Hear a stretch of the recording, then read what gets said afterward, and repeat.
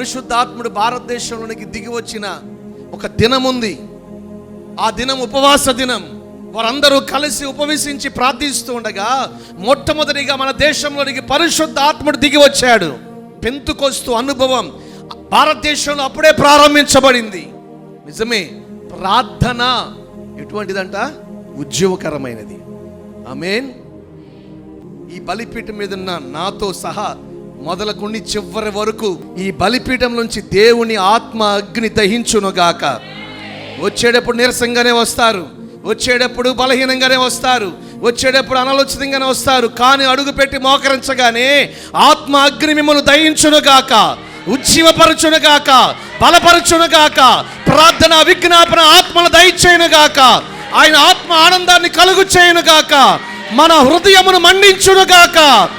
తిరిగి మన ఆత్మ దీపం మండించబడినదై దేవుని రాకడ కొరకు మనము సిద్ధపరచబడుదుముగాక. చెప్పండి గట్టిగా. యేసయ్య కూడా ఈ లోకంలో ఉన్నప్పుడు ఏమండి, ఆయన కొండ ఎక్కినప్పుడు రూపాంతరపు కొండ అంటారు. ఆయన ప్రార్థించగానే పరలోకంలోంచి మహిమ ఆయన మీదకి దిగి వచ్చింది.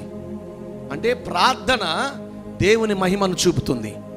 హల్లెలూయా, హల్లెలూయా. కాబట్టి ఏదైనా ఉంది మంచి అనుభవం ఆధ్యాత్మికతలో అనంటే ప్రార్థన. ఈ ప్రార్థనే సంఘాన్ని ఉజ్జీవపరచి ప్రజలకు మేలు చేస్తుందని వారు గుర్తెరిగారు. మరి అందుకనే ప్రభు మనల్ని ప్రేమించి కుటుంబాలతో సహా ప్రార్థించుకునే ఒక అవకాశం పోతున్నాడు. ఆ ప్రార్థనలో మనందరినీ ప్రభు ఉజ్జీవపరచునుగాక. నా ప్రభు మీకు తన మహిమగల కార్యాలు జరిగించునుగాక.